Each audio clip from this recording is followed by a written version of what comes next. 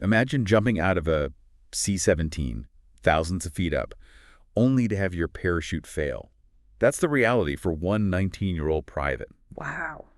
During a recent U.S. Army training exercise in Hawaii, he survived a terrifying 1,200-foot fall.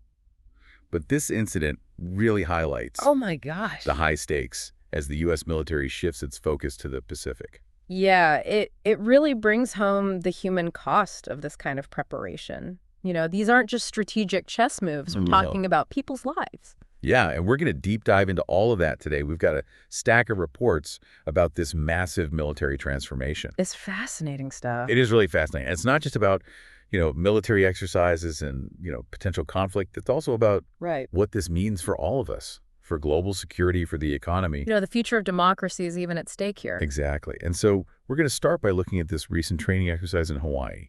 Then we'll explore Okay. the challenges and risks of this military pivot.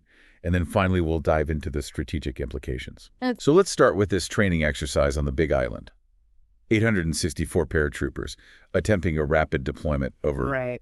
some pretty tough terrain. Yeah. Can you imagine jumping out of a C-17 thousands of feet above volcanic mountains and dense jungle? Yeah, like that's the reality Oh, yeah. that these soldiers are facing. And only 492 of those 864 paratroopers Right. actually landed successfully. The terrain is so challenging and the winds are unpredictable. It makes accurate landings incredibly difficult. Yeah, it's almost like nature itself is working against them. Another adversary, absolutely. Yeah, but even more sobering is this story of the 19-year-old private whose parachute malfunctioned. Right. He fell 1,200 feet. It's a miracle he survived. It is a miracle, and it makes you realize that, this is serious business. Absolutely. So, okay, we've got, this visual change, right? They're swapping out desert camo for rainforest green. Yeah. We've talked about the human element. But what about the tactical shifts? Like, how is the Army actually changing how they fight? Well, one major change is a move away from these large-scale deployments and a new focus on smaller, more agile units. So, like, smaller groups of soldiers. Yeah, think like special forces operating deep in enemy territory. Okay. Relying on stealth and rapid movement. So ditching the heavy tanks and the massive troop formations? Exactly. It's a completely different approach. Wow. And so how does that work in practice? Well, they're even training to relocate their mobile command centers every 20 to 30 minutes. Wait, every 20 to 30 minutes? Yeah, to avoid detection by China's surveillance. That's incredible. It's wild, right? They're packing up and moving their entire command center that frequently. Wow. It shows how seriously they're taking this threat. Yeah. They're also prioritizing communication systems that don't rely on satellites, which are vulnerable to disruption. Okay. So think secure radio networks and other technologies that allow for communication even in challenging environments. So it's about being adaptable, decentralized. Right. Technologically advanced. It's a whole new way of thinking about warfare. Yeah, it's almost like they're taking a page from guerrilla warfare tactics. There are definitely some similarities. But what about logistics? The Pacific is a vast ocean. Oh, that's a huge challenge. The tyranny of distance, as they call it. Yeah. How are they going to get troops and equipment where they need to be quickly and efficiently, especially considering the distance? Well, they're investing in solutions like the Mage General Robert Small's vessel, which is a ship specifically designed for beach landings. So they're thinking about how to get forces to those remote islands. Exactly, even under enemy fire. Which has got to be a logistical nightmare. It's a huge undertaking. It requires a complete rethinking of traditional supply chains and deployment strategies. Wow. They're also exploring the use of pre-positioned equipment and supplies, basically stockpiles strategically located throughout the region. So it's like a giant web of resources so they can respond quickly. That's the idea. No matter where conflict might erupt. This is getting really interesting, but before we dive into, the specifics of a potential conflict with China and the situation with Taiwan, Right. I think we need to take a step back and look at the bigger picture. I agree. Like, why is the Army making this shift in the first place? What's driving this pivot to the Pacific? That's the key question. And what does this mean for global security, for regional stability, and for the economy? Those are the questions that keep me up at night. Me too. And we'll tackle all of that after we hear from our sponsor. It really boils down to the rise of China. Yeah. Their economic and military power has grown so much in recent decades. Right. And they're becoming much more assertive in the region. So it's basically like a great power rivalry playing out on this global stage. Yeah, exactly. And this rivalry has huge implications for everything from trade to the future of democracy. Right. You know, China's stated goal of reunifying with Taiwan is a major source of tension. Right. And their increasing military presence in the South China Sea, which is so vital for global trade. Yeah. Yeah. And that brings us to Taiwan. Yeah, right. Which is arguably the most volatile flashpoint in all of this. Absolutely. China has made it clear that they see Taiwan as a breakaway province. Right. And have set a target date of 2027 to be ready for a potential invasion. Yeah, that's less than 3 years away. I know, it's crazy. So what would an invasion of Taiwan actually look like? Well, just imagine a massive amphibious assault. Okay. Hundreds of ships, thousands of troops attempting to land on Taiwan's shores. Wow. It would be an incredibly complex and risky operation, even for a military as powerful as China's. So we're talking D-Day on a whole other level. Exactly, but Taiwan wouldn't be a sitting duck. Yep. They've been preparing for this possibility for decades. Right. And have developed a pretty formidable defense system. They've got anti-ship missiles, coastal artillery, mobile air defense units, all designed to repel an invasion. So even if China manages to land troops on the island, Right. they would face really fierce resistance. Oh, absolutely. And then there's the question of U.S. involvement. Would the U.S. intervene militarily to defend Taiwan? That's a question that I'm sure keeps a lot of people up at night. It's a huge gamble for China. Yeah. If they fail, it would be a major setback for their ambitions. But if they succeed and the U.S. doesn't intervene, it could fundamentally reshape the balance of power in the region. Yeah, the stakes are incredibly high. Sure. But let's step back from the hypothetical invasion scenario for a minute and talk about what's happening right now. Right. The U.S. Army is already implementing changes to try to deter China from taking any aggressive action. Right. We've touched on some of those, like this shift to smaller units Right. and the focus on secure communications. Yep. But what are some other key elements of this deterrent strategy? Well, one key element is strengthening partnerships with other countries in the region, like Japan, South Korea, Australia. Right. The idea is to create a network of alliances that can present a united front against Chinese aggression. It's like a modern-day version of the Band of Brothers concept, but on a geopolitical scale. Exactly. And it's not just about military cooperation. It's also about economic and diplomatic ties. Right. The goal is to make it clear to China that the cost of aggression would be way too high. So it's a multi-pronged approach using military might, diplomacy, economic leverage. That's right. And another key element is developing new technologies that can give the U.S. a military edge. Okay, so give me some examples. Things like hypersonic missiles, artificial intelligence, and cyber warfare capabilities. So hypersonic missiles, these are the missiles that travel at like 5 times the speed of sound. Yeah, incredibly fast and difficult to detect and intercept. Wow. They could be a game changer. And AI that's being used for everything from analyzing intelligence data Right. to piloting drones. Exactly. AI is rapidly changing warfare. And then there's cyber warfare using computer networks to attack enemy infrastructure. Right, or to disrupt their operations. So that's a silent but potentially devastating form of warfare. Absolutely. And the U.S. is working to develop both offensive and defensive cyber capabilities. It's like a whole new battlefield one that we can't even see. This is getting a little overwhelming, you know. It's a lot to take in. We've got a rising China, a potential conflict over Taiwan, a whole new generation of weapons and technologies. How is the U.S. Army actually preparing its soldiers for this incredibly complex environment? It's a great question. And the Army is trying to strike a balance between traditional training methods and the need to adapt to these new realities. Right. They're incorporating more realistic training scenarios like that one in Hawaii. Right. Simulating the challenges of fighting in dense jungle terrain. So they're not just practicing maneuvers on a flat, open field anymore. No, they're getting out into the kind of environments they might actually have to fight in. Which makes sense. And they're putting more emphasis on small unit tactics, giving soldiers the skills they need to operate independently and make decisions quickly. So it's about empowering soldiers at every level Exactly. to be more adaptable and resourceful. Right. And they're also investing heavily in training simulations that use virtual reality and other advanced technologies to create these really immersive experiences. So it's like a video game, but with real-world consequences. In a way, yes. But these simulations allow soldiers to practice complex operations and even make mistakes in a safe environment. Right. So they're better prepared when it matters. And they're also incorporating training on new technologies like drones and cyber warfare tools Absolutely. into their curriculum. It's all about making sure soldiers are equipped with the latest tools and techniques. So it's a multifaceted approach focusing on both the physical and the technological aspects of warfare. That's right. And it's an ongoing process. The Army's constantly evaluating and making adjustments To make sure that their soldiers are ready. for whatever comes next. Okay, so we've talked about the why behind this shift to the Pacific, the potential scenarios that might play out, Right. the ways in which the Army is adapting its training and technology. But what about the human element? Yeah, that's a crucial aspect that we can't overlook. Right.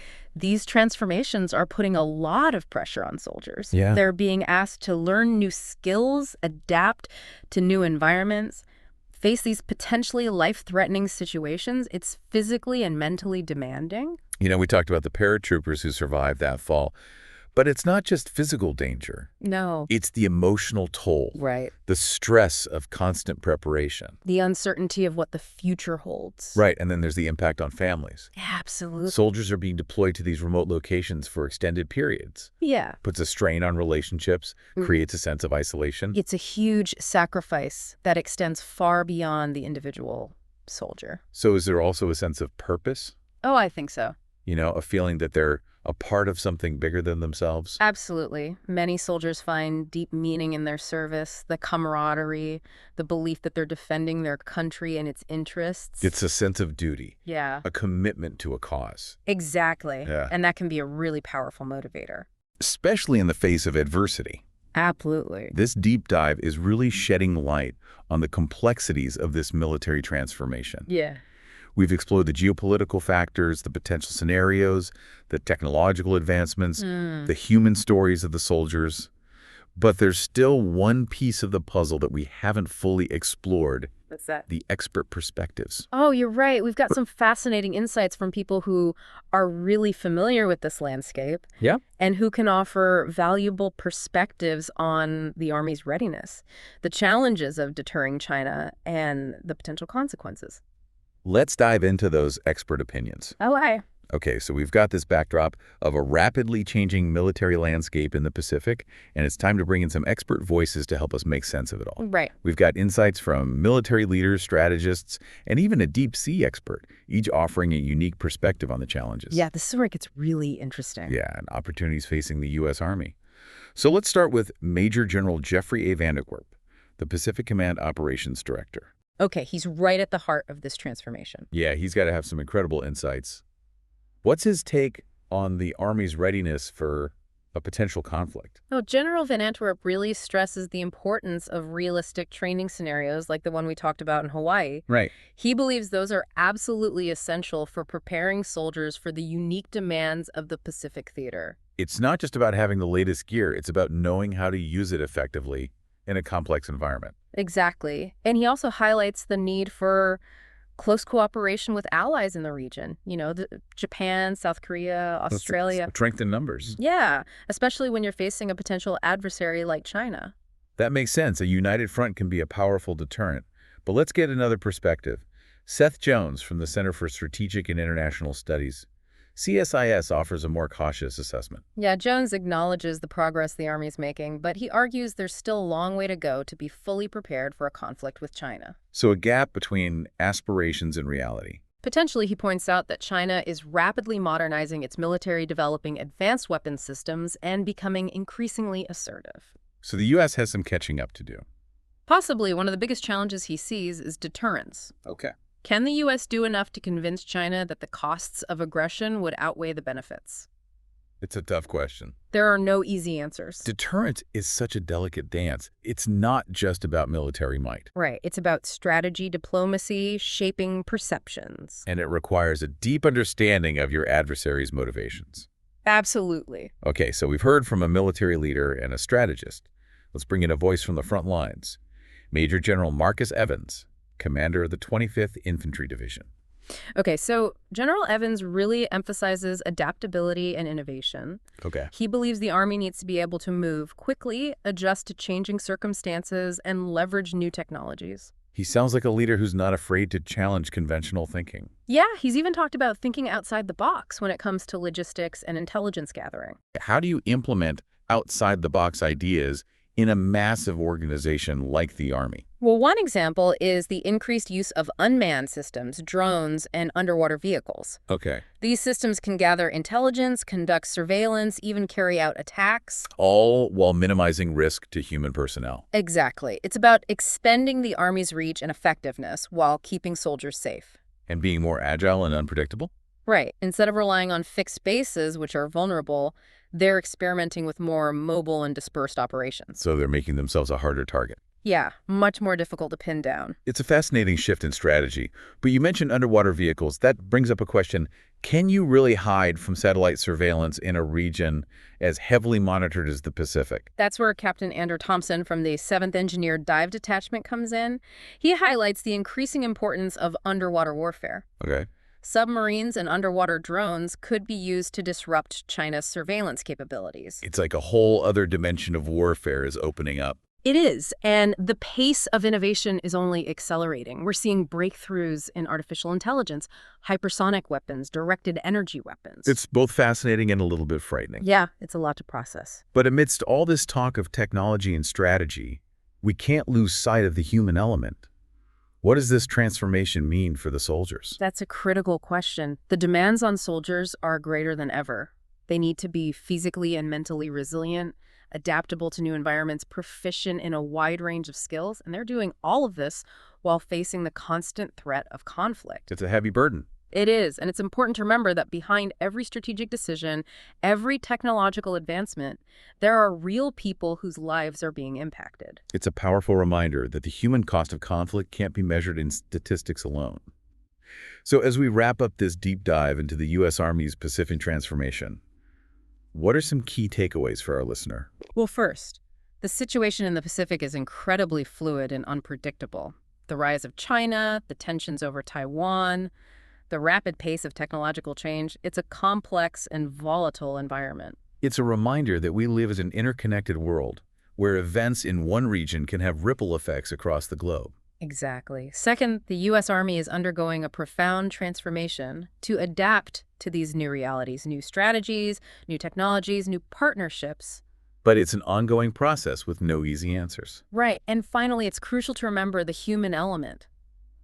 The soldiers who are at the forefront of this transformation are facing immense challenges and making incredible sacrifices. Their stories deserve to be heard. Absolutely. This deep dive has been a real eye-opener, shedding light on the complexities of this military transformation and its global implications.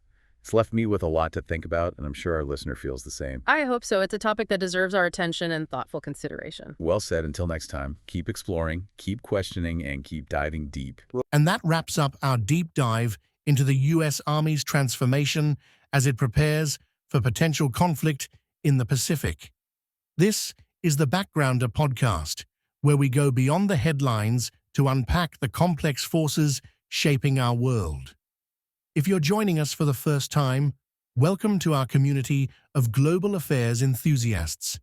Each week, we break down international news and explore political theories that help explain our rapidly changing world, from great power competition to emerging geopolitical dynamics. Your engagement helps us reach more curious minds.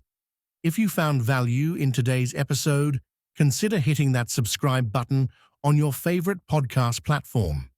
Share it with friends who enjoy thoughtful analysis of international affairs.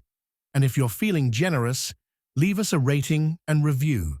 It really helps others discover our in-depth coverage. Want to join the conversation? Comment below.